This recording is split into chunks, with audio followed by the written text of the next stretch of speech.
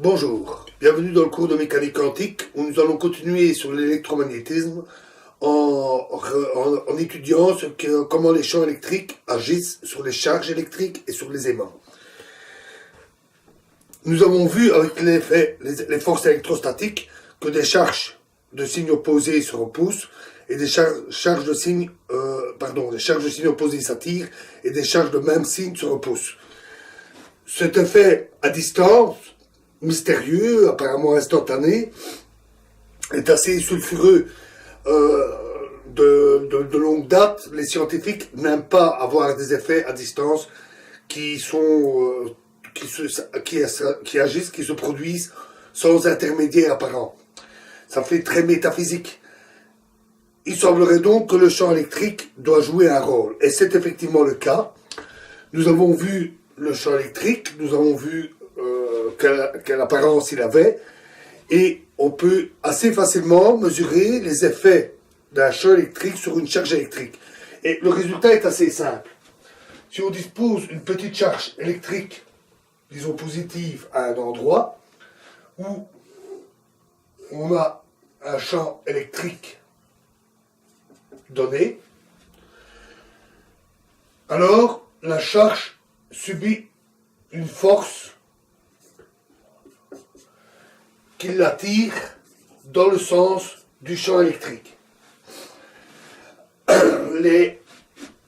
Et de plus, la relation est simple, la force est simplement la charge fois la valeur du champ électrique. Attention, quand on parle ici du champ électrique, ce n'est pas le champ électrique produit par la charge. La charge électrique, en plus, produit son propre champ, comme nous l'avons vu, et ce propre champ n'agit pas sur la charge elle-même. Ou plus exactement, il serait plus juste de dire que, étant donné qu'il est totalement symétrique, identique dans toutes les directions, mais l'effet net sur la charge est nul. On devine très facilement ce qui se produit pour une charge négative, pour le même champ électrique. Dans ce cas, la force est simplement dirigée dans l'autre sens. Avec ce simple fait, nous pouvons expliquer les forces électrostatiques. Si nous avons une charge positive face à une autre charge positive, et que celle-ci émet un champ électrique, la charge disposée ici va subir une force qui tend à l'écarter de l'autre. Inversement, cette charge produit aussi un champ électrique qui va repousser cette force. Le résultat est donc immédiat. De même, si on a des charges de signe négatif, cette charge positive va produire un champ électrique qui va attirer la charge négative, et la charge négative produit un champ électrique qui, rappelons-nous, est dirigé dans l'autre sens, donc comme ceci, et qui donc va également attirer la charge positive. De plus, nous avons vu que les champs émis par les charges diminuaient en intensité comme 1 sur R carré, où R est la distance. Et comme la force est simplement le produit de la charge fois ce champ, la force diminue donc en R carré. On retrouve la loi de Coulomb. On peut aussi déterminer comment se combinent plusieurs champs électriques entre eux. C'est pas très difficile puisque si on a deux champs électriques qui agissent sur une charge, chacun va produire une force et la combinaison des deux forces sera équivalente à la combinaison des deux champs électriques. Donc les champs électriques se combinent de la même manière que les forces, chacun étant représenté par des vecteurs. Et les sommes des forces vectorielles sont connues depuis Newton, donc depuis très longtemps, et elles sont très faciles à déterminer en laboratoire. On peut de même le faire directement pour les champs électriques.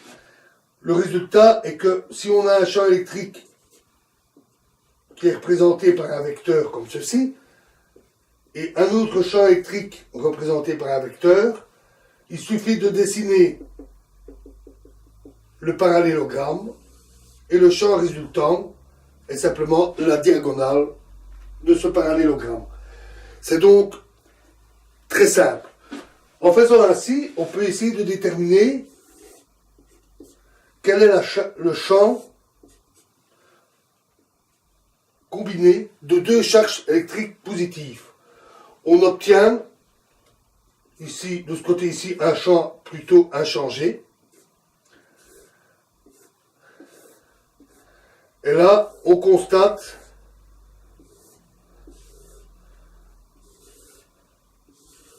que les champs agissent comme s'ils se repoussaient, ce qui est assez logique en somme, et on peut ainsi trouver le champ électrique de deux charges électriques. De même pour une charge positive et une charge négative, en prenant les champs tels que nous les avions vus la fois dernière, et en faisant la somme telle qu'elle est donnée ici, on obtient quelque chose comme ceci.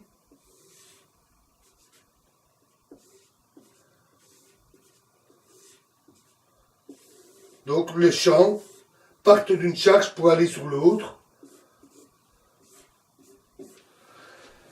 Et vous constaterez que ce champ ressemble fort à celui d'un champ magnétique. C'est pas un hasard, parce qu'une charge positive et une charge négative, nous l'avons vu, ça forme un dipôle, et un aimant n'est autre qu'un dipôle magnétique. Et les champs ont strictement la même allure, la même forme.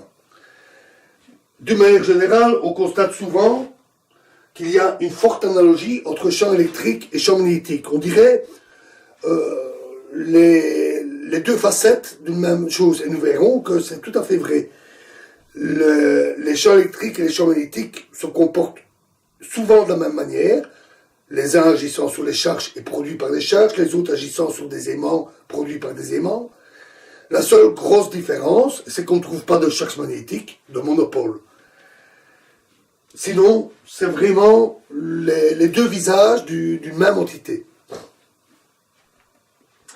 Il reste un cas à voir, c'est que se passe-t-il si on plonge un aimant dans un champ électrique?